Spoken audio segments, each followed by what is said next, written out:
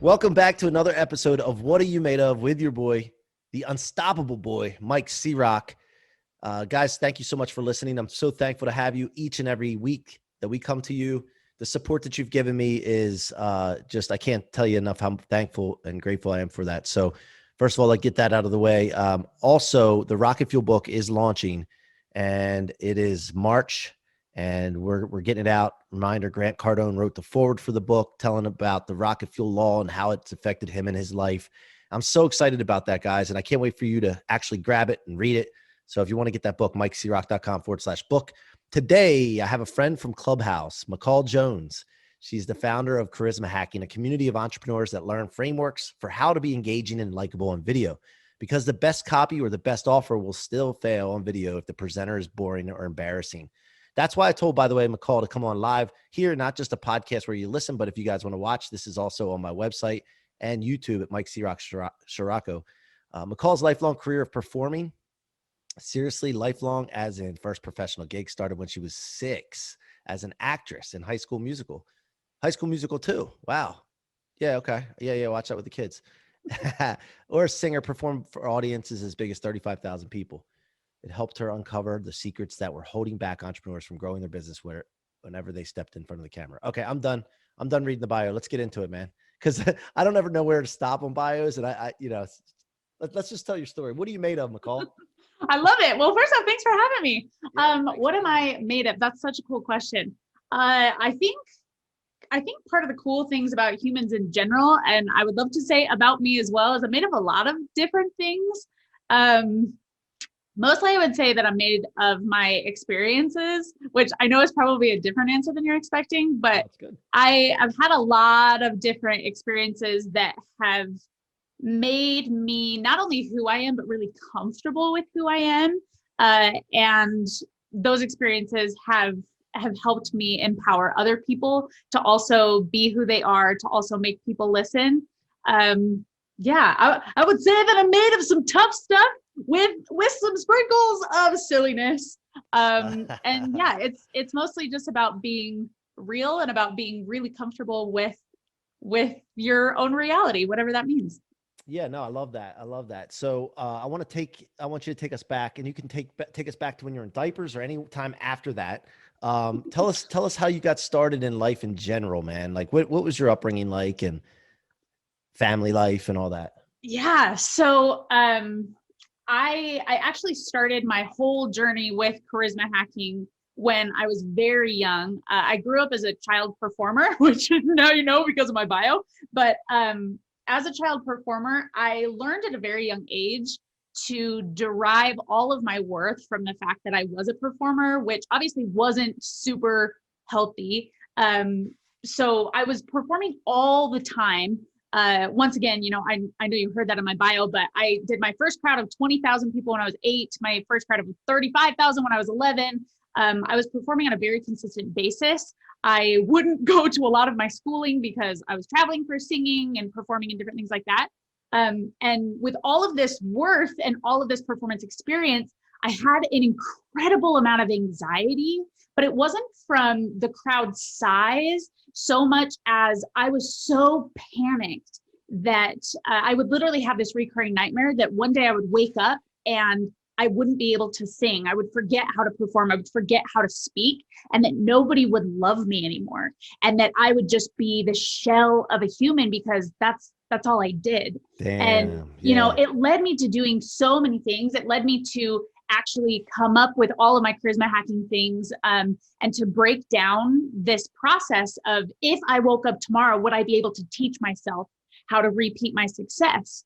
All these people would tell me, which I understand as a compliment, but they would tell me I had the it factor. And it only led to more anxiety because it felt like this wind, like this mist that I couldn't hold on to. Yeah. And I didn't know Wow. what it was. So I didn't know if I had lost it, which once again just added to these nightmares, which is kind of, obviously it was a nightmare, but it was crazy.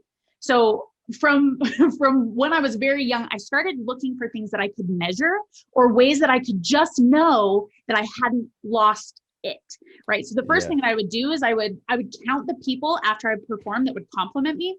And if it got to a certain number, I would relax and I would be like, okay, I haven't lost it. Like, I think that this is going to be okay.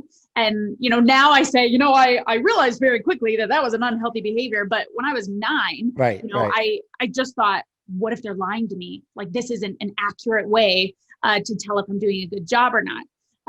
So I have this experience with with this performance that really changed everything for me when I was 9 years old. I was singing at the Steve Young retirement benefit cruise. He's this football player that played for the San Francisco 49ers. I know. Yeah, he's awesome. And he went to BYU. Yeah, and he went to BYU. Yeah, absolutely. Yeah.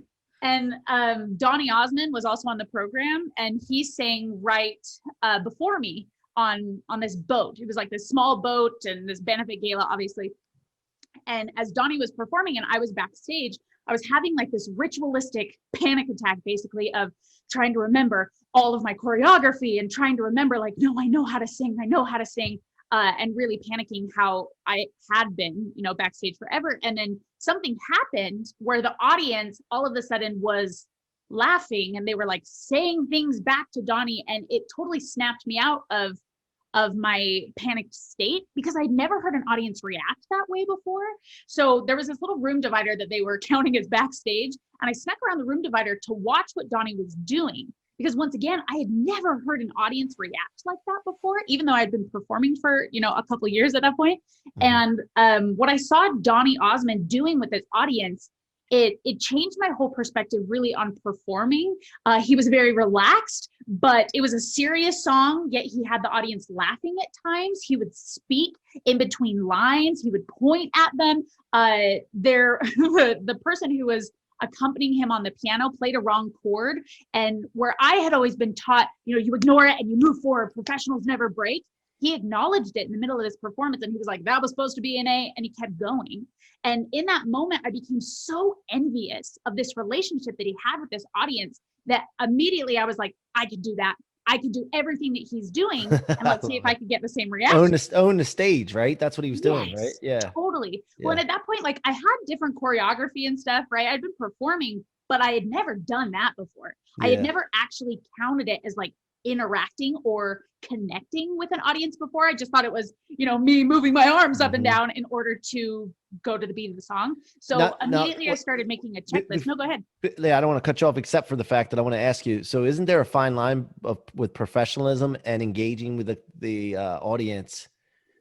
You know what I mean? You don't want to go over the line. So I guess that's a delicate art of how you did that.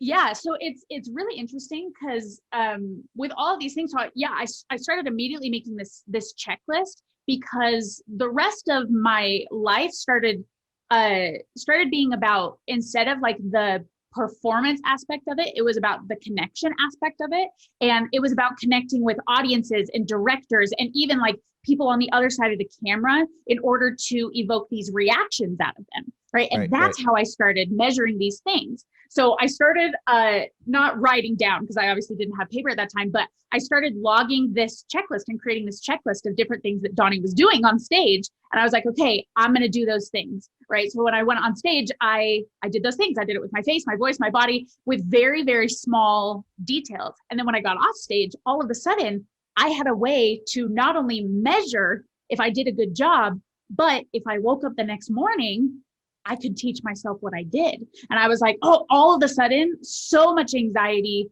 was relieved in that moment. Right. So wait a minute, but this was you doing this and not somebody saying, hey, you should do this. Like, how did you, at that young age, man, that's just amazing that you were able to, I mean, I'm not trying to edify you right now. I'll edify you later, but you're that, so nice. but the fact that you were able to do that, man, I mean, most adults aren't doing that right now.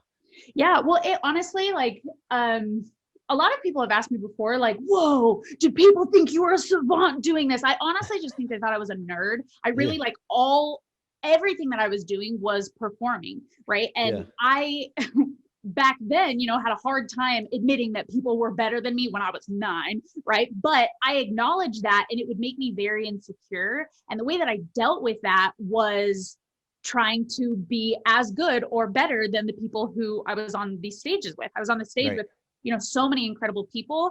And I saw what they did, and I was like, wait a minute, I can do that. I can do that. Right. It was almost like this envy that turned into this like really competitive drive Yeah, in yeah, me. yeah. And then my I parents love had it. this dance studio in their basement with these full-length mirrors where I could go down and practice what these people were doing over and over and over again. And anytime I would see a performer on TV, it would spin my wheels of like, oh my gosh, they're better than me. I need to go practice. So I would watch what they were doing, and then I would go into the basement and I would practice the different ways that they were interacting with people, right? And I would practice the phrases they were using, the facial expressions and the actions, and how they were moving on the stage and what they were doing with the microphone. And I was committed to it. But And then why? these Why though? checklists. Why were you so committed? What was the end game for you at that age? Do you remember what you were like really focused on, and why did you want to be so good? Like at Yeah. that young age, because it's Yeah. not normal. No, it's not normal. I I love it. agree I with you. love it, but it's not normal.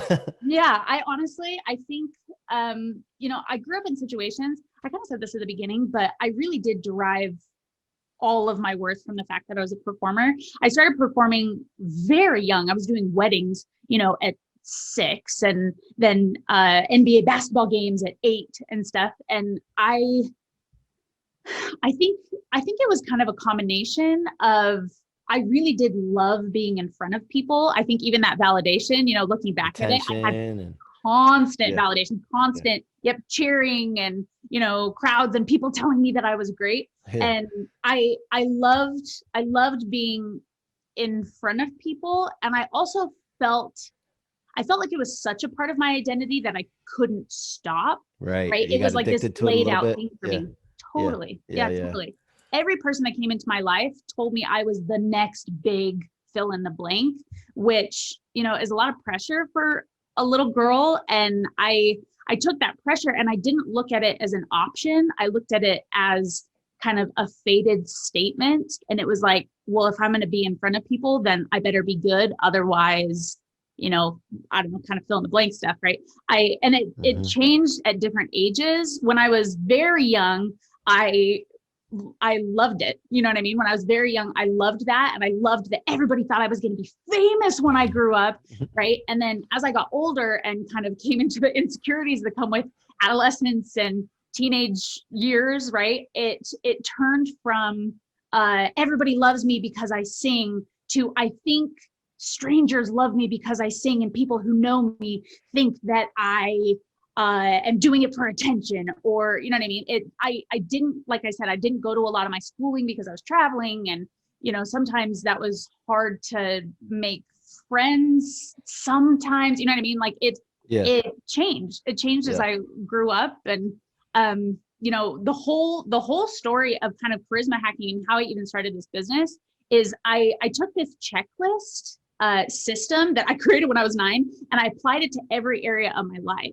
Right. Another huge thing in my life was voice lessons. Right. And I would travel from LA to Texas to Utah because I had 3 different voice teachers, and all of them had very different methods. And when I would use one method at a different teacher, they would get frustrated with me and be like, Yeah, "Oh, that's not what we practice," right. and I would just cry and Would think, they I know? Would swear, they know you had the other coaches? no, Oh, yeah, no, yeah. Gotcha, gotcha. and Yeah. it was like, where are you practicing, McCall? Like, what are you doing? And as soon as this moment with Donnie happened, I realized that every teacher just had a different checklist.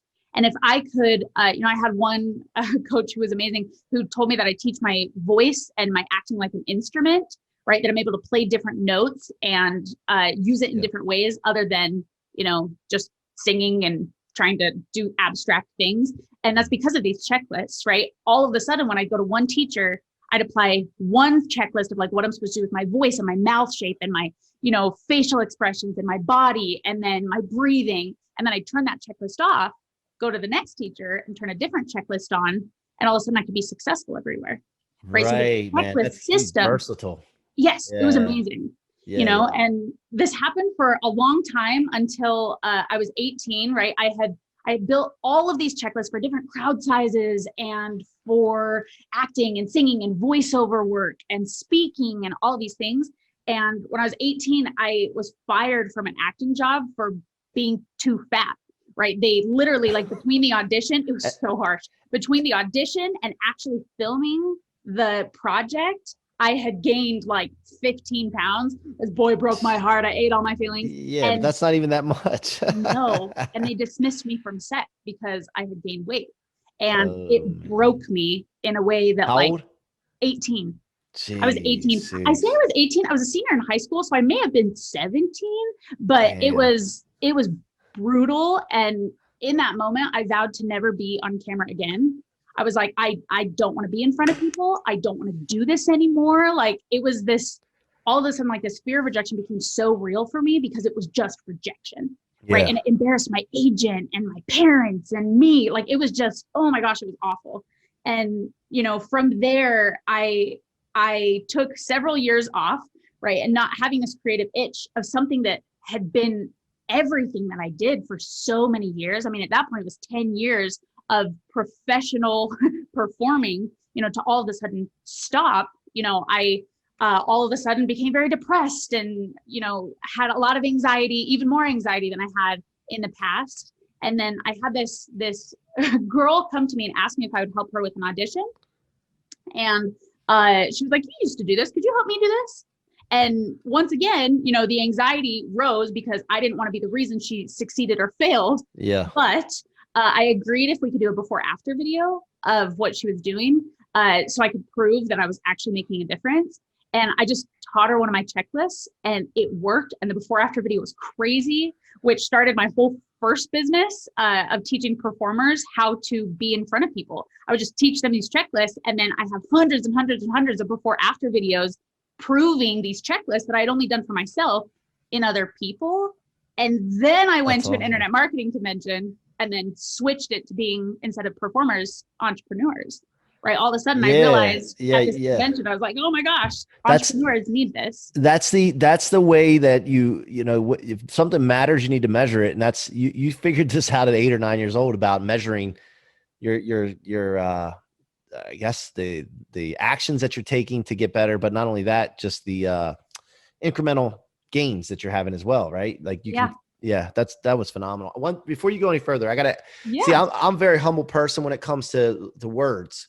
My stepfather taught me before he passed away in 2019, when I was a young kid, he used to teach me to read a lot. He said, read. And I would say, no, I don't feel like reading. I would finish books halfway. And he'd say, you know what? You're not finishing the books because you're not understanding the words that are coming just prior to you quitting. And then you lose interest. You don't even know you're doing it.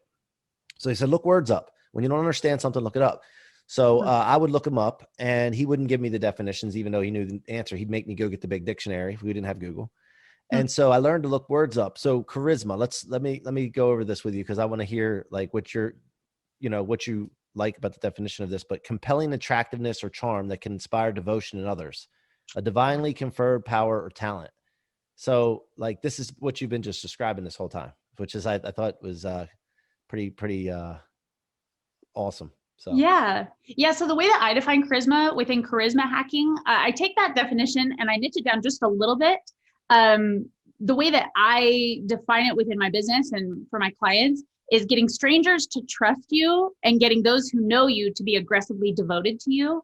A lot of times people think that charisma has to be the stereotypical kind of all over the place and loud and big and all those things. The thing that I have found is that everybody has people in their lives who are already aggressively devoted to them, right? Whether it's a spouse or a sibling or a friend or a parent, a child. And if we can recreate those relationships on a massive scale in businesses and in life, then we don't have to be any one thing other than completely ourselves, right? And with these kind of checklists that I developed before, you know, for being better in front of people, all of a sudden I switched it and it's being able to be the best you. And I know that sounds kind of corny, but it's literally the most engaging version of yourself using very, very specific tactics in order to, one, like you said in that definition, inspire devotion in people. And it's this charm that there's a voice for every audience and an audience for every voice, and it doesn't have to be one specific thing, which is really cool. And being genuine with it, not ingenuous. So totally. So what are some of the things that would be on a checklist for an entrepreneur? You don't have to cover everything, because I want to just give them a taste so that they want more. So. Yeah, cool. I would love that. Oh my gosh, there's so many. So especially because this is mainly an audio medium, I can go over some of the voice things. Yes. So with charisma hacking, we have two different sides of it. We have emotional accuracy and we have tactics. The emotional accuracy is how we make sure that we're resonating with our people, right? That we are emotionally mapping them, because when we're in control of their emotions, we're then in control of their actions, right? So we measure the emotional accuracy when we are being excited on video or on audio or on stage, does it match when we're actually excited in real life when we're with our favorite people, right? But the way that we measure that are these tactics. And I'll go over some of these tactics with you really fast. So just using audio tactics with your voice, different things that we measure are things like dynamic pitch, right? How high or how low your voice is. So for example, if when you are with your most favorite person in the world and you are your most engaging self, if when you're excited, you're talking like this, and then when you're on video or on audio, right, when you're doing a podcast or doing a video, if all of a sudden you're talking like this and you're like, yes, I'm very excited about my business, there's a disconnect, right? They don't match, right? So the things that we measure, the first thing we can look at is the dynamic pitch of your voice.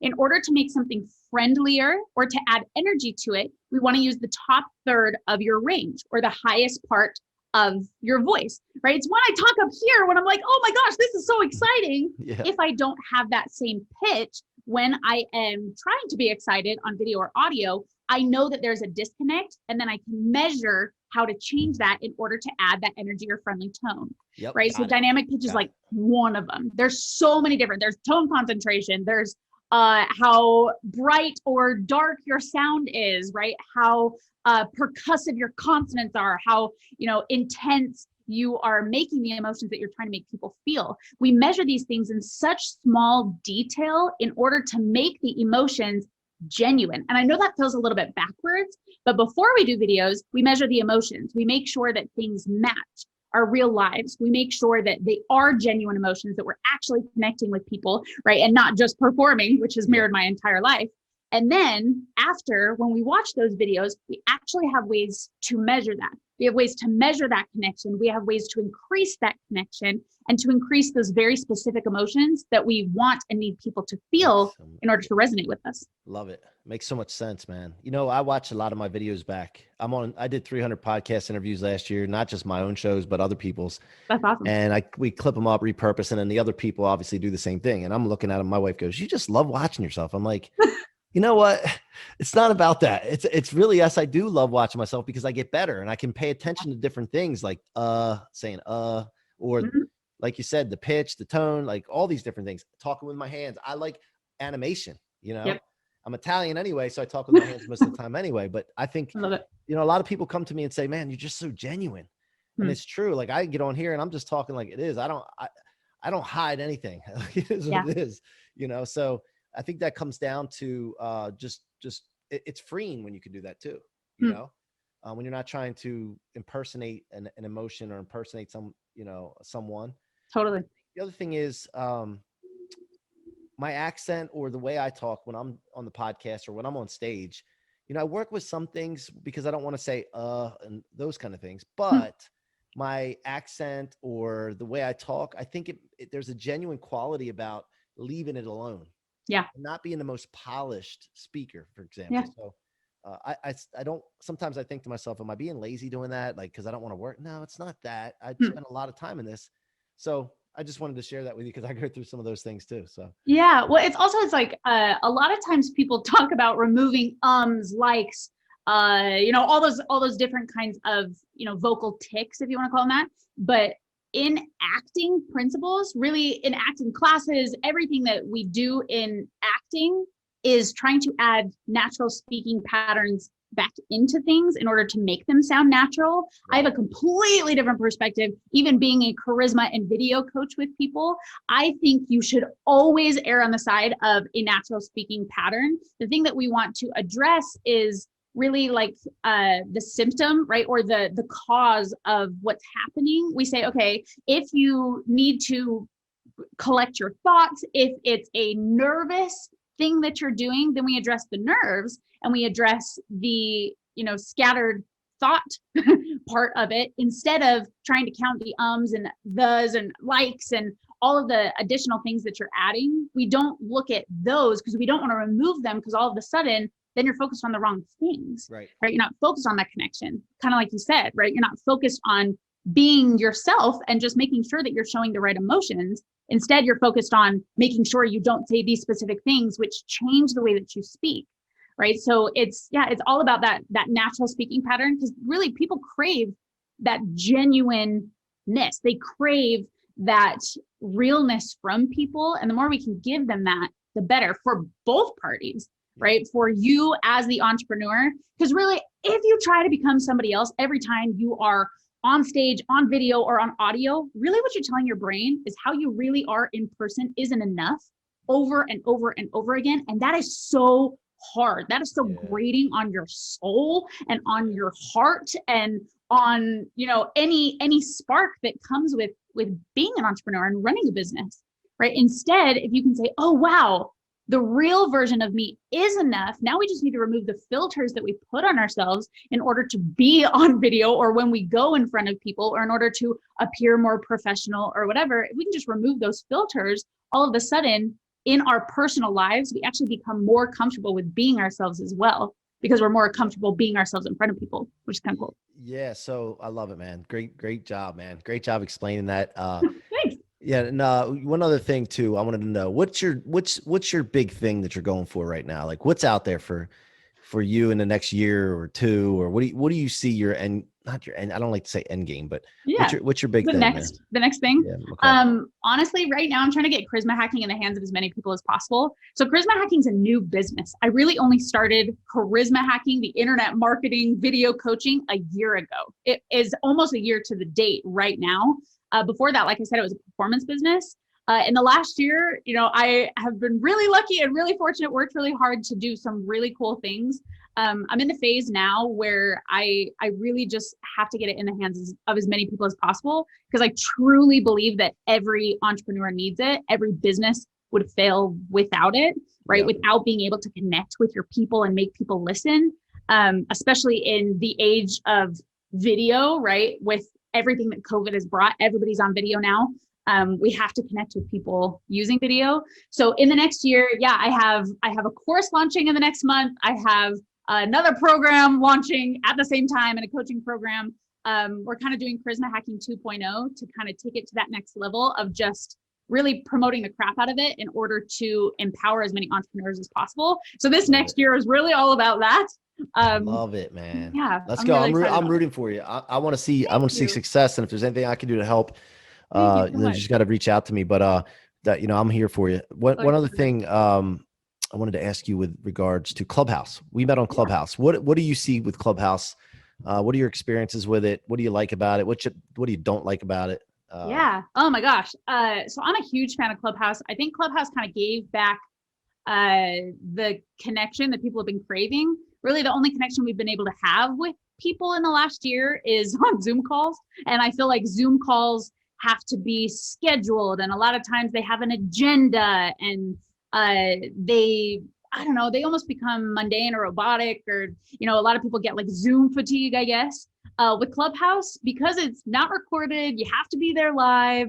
There's ways to connect with people that I really feel have never been there before. I have made more friends and connections on Clubhouse in the last, month than I think I did the whole previous year. And people outside of my immediate circle. Yep, you know what I mean? Yep. It's like you have your crew that you hang out with, right? I started in the ClickFunnels community, so I know a lot of people who use ClickFunnels and who are awesome in the ClickFunnels community. Clubhouse has expanded that horizon for me, even being new to internet marketing. I meet a lot of different really cool people who are doing really cool things. We help each other out, we empower each other, and we're really seeing really cool collaboration opportunities for all of us, which is really cool. I don't see Clubhouse going anywhere. I think if anything, it's only going to get bigger. When it gets out of beta and everybody gets on it, it'll be interesting to see if they kind of curate the hallways a little bit more so that you are only seeing the people you follow. Because I know that you see more of the people you follow right now, but there's still like random things in the hallway. And I feel like interest there's based a lot on interest, I think too. Totally. Yeah, totally. So what don't you like about it? What's one thing? Don't give me a bunch of things, just one thing. Yeah, I think. Is there anything that you? It's time consuming, man. Yeah. I feel like, I feel like it's addicting, Yeah. and it pulls me away from other things I probably should be doing. Well, I'll Honestly, tell you that's what I don't like. one thing that drives me nuts with it, because I'm a big communication guy, and I think communication, well, I don't think nothing, but communication is two-way, right? Mhm. Well, when you're on Clubhouse and you say something, there's wait the talkers. Hmm. And when you say something, sometimes the other person just jumps in and then goes with what they wanted to say, and they've been waiting for so long. Hmm. And I think that it causes a problem communication wise, because cycles in life have to go around. They come and go. Communication cycles are to you and back to me and Hmm. acknowledged. And when you leave a whole bunch of incomplete cycles in anything in life, whether it's shutting the light off in a room, not clean up after yourself, chaos ensues. Yeah. And I think that's the one thing that gets me, is like, I think people should have some kind of etiquette where they're like, they acknowledge what that person says. And I think some Hmm. people do, but when Yeah. it doesn't happen, it's kind of like, man, this is going to be, so that's my take on it. Now, before I get into the last question, rocket fuel question, Yeah. how can my audience engage with you and reach out to you, connect with you? Totally. Well, I'm a human. You can definitely connect with me on Facebook. I would love that. I also have a ton of free charisma hacks that I do of so many people at charismavault.com. You can really dive into these tactics, really dive into so many incredible entrepreneurs that I've been breaking down who are amazing at their craft. Like I said, that's charismavault.com. It's totally free. And then, just connect with me on Facebook, connect with me on Instagram. It's McCall Jones. I love to connect with people, to hear their stories, and to make friends. It's really my favorite thing. Let's go, guys. Let's go. Support McCall Jones. Thank you. Phenomenal person. I've heard her on Clubhouse. Now we've heard her on the What Are You Made Of podcast. So thankful to have her here. Last question. What does the rocket fuel law of converting setbacks into rocket fuel for your future to become unstoppable mean to you, or what has it meant to you, McCall? Yeah, I think, connection and trust is really my thing, and authenticity. Those are really like big words in my life that mean a lot. And I feel like you can't connect with people without relating to them. And I think that a lot of times we are ashamed of our setbacks. We're ashamed of our trials. We're ashamed of hard things that have happened to us. And I've been through that period of my life as well, where I tried to hide them, or, like I said, I was just ashamed of them. Now, the really cool thing is I embrace them, because I know that not only does it help me relate with my audience, but it helps me be kind to myself as well, to realize the lessons that I've learned in the points of my life that have been the lowest have been the most impactful, and they've helped me have the highest highs in my life as well. I think you just have to pay attention to, if you are in a season of your life where you're in a low point. I know it's really hard to think this will fuel my rocket to the top, but I think that just remembering that every single thing that you go through helps add to your story and helps make you who you are. And nobody has the same experiences as you, which, automatically gives you authority to speak and to connect with people and to have people listen to you. I think that every day and every trial just kind of adds to that story, and it makes you more of an amazing person, especially the trials. And I really do try to embrace that in my life. I've been through a lot of hard things, and I really feel like those are the things that have made me who I am, and empathetic, and, have given me the ability to connect with people kind of the way that I do, instead of, the thousands of people cheering and all of that. Like, that's been really fun, but that hasn't fueled my character. That hasn't fueled, my drive. Even though that's made me happy at certain points, I feel like the trials are really the thing that stick, because they're the lessons you can take. Damn right. And you know what else? While you're in an adversity, you don't realize that it's powerful for you, that it's for you. And that's why it's so important to be proactive with this and prepare yourself ahead of time, because this week's been kind of rough for me personally. And luckily I'm prepared and built the way I'm built, because like we rocket fuel, like rockets blast off right out of it. Like it's just, but it still feels, I still get that feeling, man. It's like, gosh, man, this isn't, but it's normal. It's normal. Yeah. And so it's fantastic. I love that take on it. I appreciate you so much. And I want to thank you for coming on the show today, McCall. Thank you so much for having me. You guys have been listening to the What Are You Made Of podcast with your boy, Mike C-Roc. Thank you for listening. Until next time, guys, be unstoppable.